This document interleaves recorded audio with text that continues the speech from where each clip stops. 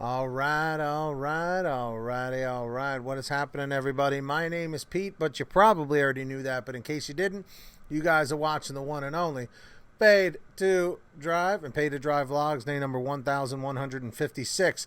If you are a delivery driver for apps like GrubHub, DoorDash, Postmates, Uber Eats, or any of the others, you should definitely be subscribed to this channel with all notifications turned on.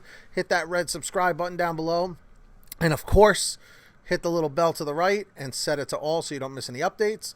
And of course, friendly reminder, please hit that like button down below. Let's do it. All right. So, everybody with me in the chat? Say we're with you, Pete. All right. So, I had a feeling this was going to start happening. I've told you in the past, whenever California, or New York, the East and West Coast, whenever one of them does something drastic, a rule or a law or whatever, eventually the other places throughout the United States start to pick up on it and start incorporating it into their own thing. And Mr. Dan Lofat, who sent this to me, he's a resident of Illinois, and he got this email from DoorDash. So it says, "Dear Dan, in the last election, California voters voted overwhelmingly to protect independent workers with flexibility and benefits, rather than being made to choose between the two.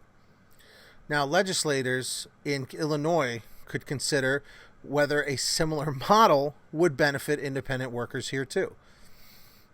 In collaboration with other app-based companies, we are launching a coalition that will share information with you all about what Illinois legislators are considering and what we are doing to preserve the independence you want while advocating for the worker benefits you deserve.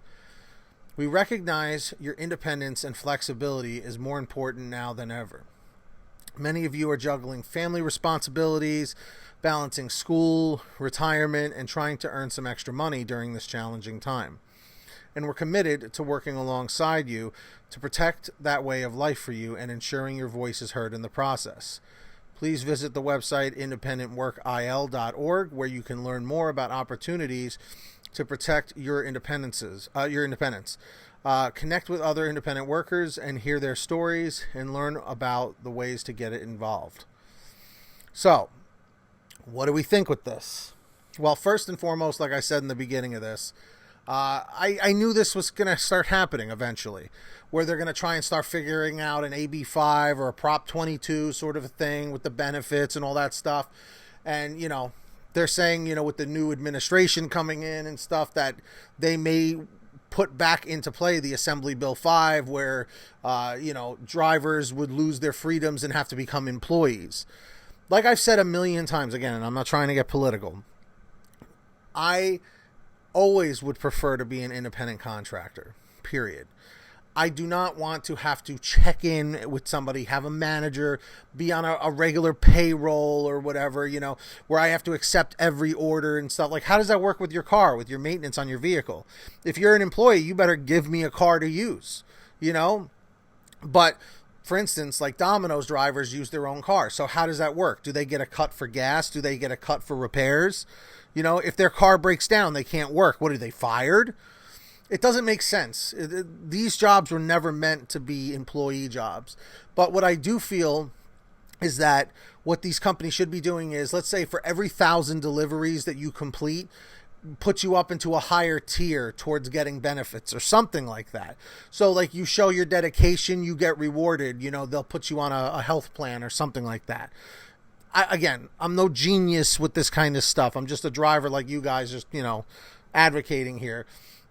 But I think it should work on something like that. If they want to give benefits, make the drivers earn it, or if at this point, if you have already done 5,000 deliveries, you're already in, like for every 1,000 deliveries you do, basically you end up, getting to another level of benefits or something like that.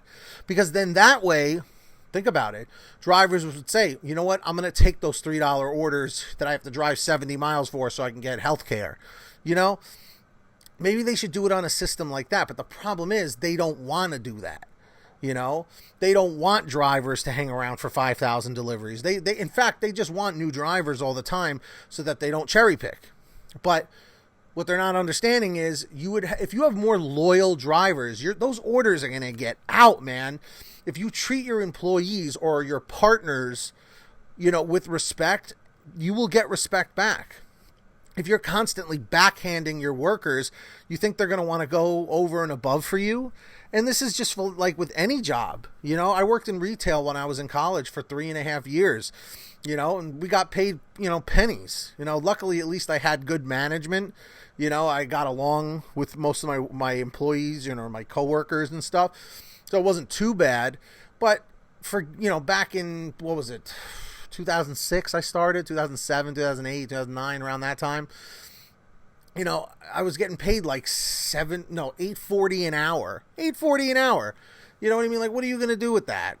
It's crazy. They want you to break your ass for $8.40 an hour in this day and age. Well, that was, you know, 2006, 2007, around then. But you get what I'm trying to say. So the point I'm trying to make here is I knew this was going to happen because, like I said, when California does something, when New York does something, when one of the two major coasts makes a change, the other states start following suit eventually because they're like, oh, maybe this is working. Maybe we should adapt this. I know New Jersey was talking about doing this. Rhode Island was talking about doing this. So we'll see. What do you guys think about it? Let me know in the comments section down below. Do you agree with it? Do you disagree with it? And I do want to say thank you to all of our patrons over at patreon.com/paytodrive. Millard Norton, our ultimate driver, at $100 per month. Kimberly Thomas, Tulsa Todd, Heidi Barnes, Brian Pomeroy, William Boudreau, Fernando Carranza, Justin Case, Sarah Keston, Alan G. Van Horn, Scott Freisner, Drew Hanor, Stephen Neely, Frank Haviland, Jason Casta, Sherry Cassidy, John Bonacci, Terry DeLong, Anthony Bliss, Nick G, Ginny Thomas, Matt Epperson, and Terrence Pacheco. Thank you to every single one of you. If you would like to get shout outs and support me in the channel, link is in the description down below or in the pinned top comment. And of course, everybody, please make sure you have downloaded and are using the Get Upside Gas app. Comment 333 if you're on there, 444 if you're not. Pump your gas, print out your receipt, take a picture of your receipt with the Get Upside Gas app, and within 48 hours, you'll get anywhere from 15 cents to 45 cents a gallon back, which is pretty fantastic. And if a friend or family member signs up using your code, you'll get paid every time they pump gas. It's called Get Upside. Link is in the description down below. Make sure to download it and get yourself a t-shirt or a hoodie at paytodrivestore.com. All right? That's it for me, guys. If you made it to the end, comment end 559, end 559, and get that money, get that honey. Keep hustling, keep bustling. We'll see you guys next time right here on Paid to Drive and Paid to Drive Vlogs. Crush those likes. Likes are a little low. Subscribe with all notifications on. And we'll see you on the next one, everybody. Mahalo!